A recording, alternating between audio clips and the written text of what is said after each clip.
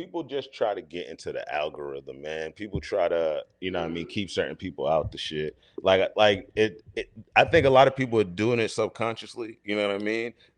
Where not saying that they're ignoring you and shit. They're doing it to where it's like, all right, we don't want to put certain niggas in this algorithm. We don't want to big these people up. We don't want to put them in stories.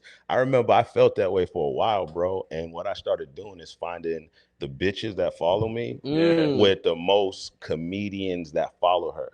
So she can be bad as fuck, but if she got 40 comedians following her, hey, what's up, shorty? Da-da-da. Oh my God, Reedo Brown, you funny? Yeah, put me in your stories real quick. Right. I'm in her stories now. Niggas is like, oh, I just seen this nigga. Right. Fuck, I just seen this. I like that. Fuck, I you like know that. what I mean? That's how. And that y'all shit. two, like y'all are very generous. And I feel like it's almost like I say with relationships. When you come from love, you can give love. Cats that don't come from love, they can't give it. Absolutely you come from success not. and goodwill. You and I have known each other for a long time, and you've always shared. You all randomly call me, encourage me about stuff. Especially you, like during quarantine lockdown, I started doing what's going on. You was like, bro, we had a whole conversation. We've known each other, but that's when it happened. And I'm saying cats like you and myself, like I give young comics, I always give game and information because I got more to give, and that's how I am. But everybody ain't like that because they live in lack, right? And they feel like if I help you out, then I'm putting myself down. But you like, yo, like that's how the algorithm works in life. If I share your love and I got more to give, I'm gonna get more back. There's been a time you probably don't even remember this shit, but it was a while ago. I was going through some shit and I ran into you at the gas station and you just gave me some words of encouragement and I was like, yo, that's you a solid dude. But I think I remember that too. I've always had respect for you, and I was just like, bro. I was telling them, like, you know, you always been you. You know what I mean? You've been solid. You know, no matter how high you go. You've been the same cat always. He making a beat while you was talking. like, hey man, hang in there, man. That's all he said. Hey, hang in there, nigga. I'm gonna get this gas. I'm gonna get this gas, man. Hang in there. That's real though, man. Ron always been that kind of person. Man. Appreciate it, bro. Like for real. Like I remember I haven't even did comedy yet, bro. And I went to the Laugh Factory and it was a time when y'all were doing like the joke of the night. They was like, you would like text some shit the joke of the night, and I put some crazy shit. And I put some crazy shit, and I won. And that was the night I met Ron. I'm like, yeah, I'm a comedian. He's like, oh, you a comedian? Yo, if you ever come back here, get up on the stage, come talk to me and shit. And I was like, oh, that's doper than like some other clubs be like, oh, you a comedian? Cool, nigga. So anyway, keep it moving. But he was always from that point. He was like, oh, nigga, if you come around, like let me know type shit. And I thought that was dope for real. Okay, the most honest thing one of the most honest things a comedian ever told me. This is when I was started on YouTube, and I was going viral anyways, like meaning like millions of views was viral back then. If you hit 1 million, that was considered viral. Yeah, the good old days. The good old days, right? People will laugh if you hit 1 million views. 1 million. So one of the most honest things a comedian ever told me, he said, Justin, people don't want their fans to see you.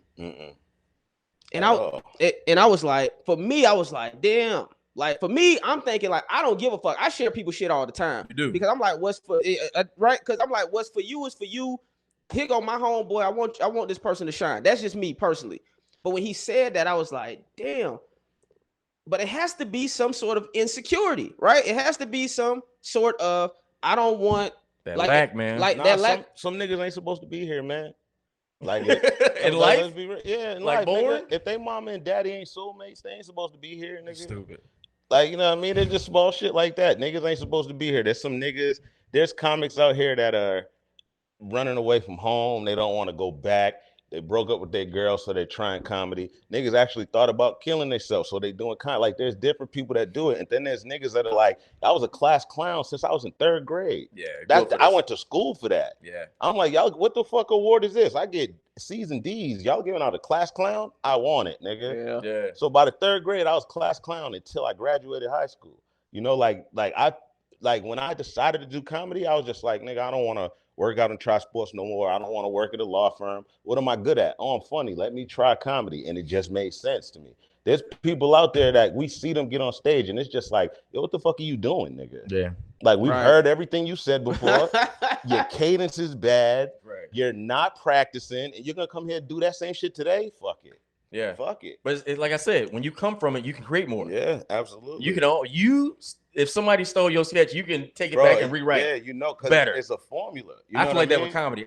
Bro, I love this game. I can punch up anything. Yeah, you're a beast at that. Thanks, man. That's my gift. You know what I'm saying? But I love what we do. And that's what I mean. Not everybody has gifts. You know what I mean? Man. Like you know who has a gift in this shit. Right. Like you said, everybody and every rapper, everybody tried out for Rush Hour, and you got it, nigga. You was locked in. Right. That's your shit. You nigga, I've seen you do everything, bro. When bring back to what's going on shit. The minute I seen it, I hit you up. I said, nigga, this is gonna go. Yeah. I told him like, nigga, this is gonna go. I was like, dog, don't stop doing this, nigga. And every time he did it, nigga, what was you getting? 100 followers, 1,000. I didn't know though. I didn't know because people were like, why you keep doing a different video with the same song? But after a while, people caught on to it. It became a whole thing. Over with. It's over with. I knew it. I seen it immediately. Right when I seen it and you slid it to the screen, I'm like, nigga, you can. I was like, I remember calling him. I'm like, yo, dog, you just slid it to the screen. I was like, nigga, you can pick up stuff off the picture, nigga. Yeah. He's like, what? I'm like, nigga, just sit it there behind the picture, right where it's at, and then just pick. Yo, this nigga started sliding to the screen, picking up sandwiches. I'm like, yo, he's wilding. I was like, yo, this nigga is wilding on the internet, bro. Just to see that kind of shit, man. To see people actually get it and do it, bro. It's breathtaking for me. Right. I'm on the internet every fucking day, but then you just see people that are like, take Ron G video and they'll be side by side like, man, y'all look at Ron G. Follow me though. Hilarious. Funny, man. I wanted to add this to you. I want to give you your flowers as well, man, because I feel like it's levels to this game, but most cats never get to the second level because they think it's literally about just being funny. Like they think like, as long as I'm funny, I'll make it. And it has nothing to do with that now. It's probably 10% craft and 90% relationship and work ethic, and your time come. But for you, I celebrate you, man, because I remember like we've known each other for a long time, but I watch your career take off, and especially your stand-up. And there was a time where Justin used to get a standing ovation every time he went to the stage. He was like, I got a standing ovation. I'm like, yeah, but what did they walk away with? Yeah. You know what I'm saying? And he used to brag about it. I'm like, we both was out. It wasn't necessarily competition because I just love this craft, but I kept trying to find my voice. And I remember you went from getting a standing ovation to like, let me find out what I want to talk about. And now the energy's there and the content is there. Like what happened to make you want to change that? You remember? Right. You asking what happened? Like personally. That's why I keep asking people your why. Like, cause I saw you graduate to another level of stand-up. It wasn't just about being funny. Now you like, I'm gonna say my story and still, because you're a performer. I like people that perform on stage. Right. Like, it's one thing to be funny, but when you take me on a journey and you become the people and the characters you talking about and take me on this whole journey, I think it's a dope thing. But I watch you become that. When did that transition, that turn happen where you came from like, I'm getting a standing ovation versus like, now I got the content, I'm gonna let you know my life and I'm still gonna perform and take you on this journey? I realized, first of all, I appreciate that for real. Sure. I realized I wasn't growing as a comedian. You see some of these comedians, I'm not gonna name names, but they destroy. Call them out. They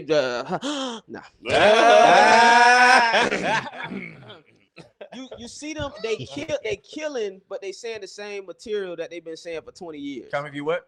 What'd you say? So they season 7 Comic View? I don't, so 1990 what? Exactly. And so they murdering, but it's like they not growing. I heard Chris Rock once say, your jokes got you to where you're at in your career. So if whatever jokes you was telling got you to that point, now you can either write new jokes to get you to the next level, or you can keep telling those jokes and you go keep staying at the level you're at. A ceiling. You gonna hit that ceiling, right? So I realized it was a couple things. I realized I wasn't growing. So I was getting these standing ovations, but I wasn't growing. Like, meaning like even with time, like I could do a hot 10 minutes, but can you do a hot 15? Can you do a hot 20? An hour, can you do a hot hour? And you can't if you keep doing the same fucking 10 minutes. Then I realized I wanted to be great. You see what I'm saying? I didn't want to be okay. I didn't want, because I was watching people, especially when I started really watching people's specials. And I'm like, it's cool. Let's go to the material. I realized, I'm like, well, why are they funny in clubs, but it's not translating through the TV screen? Like, I've seen these people in clubs destroying. I could tell right now in the club, they probably destroying. But for whatever reason, it's not translating through the TV screen. And for me personally, I said, it's the material. If the material isn't strong enough, it's not going to translate through the TV screen. It has to be something on another level, what you're talking about, for it to really resonate with somebody that's sitting at home on their couch versus somebody in the club that's watching and laughing. So those is really like the main components when it was like, I want to be great. I want to grow as an artist, and I want to make sure whenever I start putting out specials that people like, nigga, that's a classic. That's the one. Cause I want me down, I get it. Hate that I keep winning.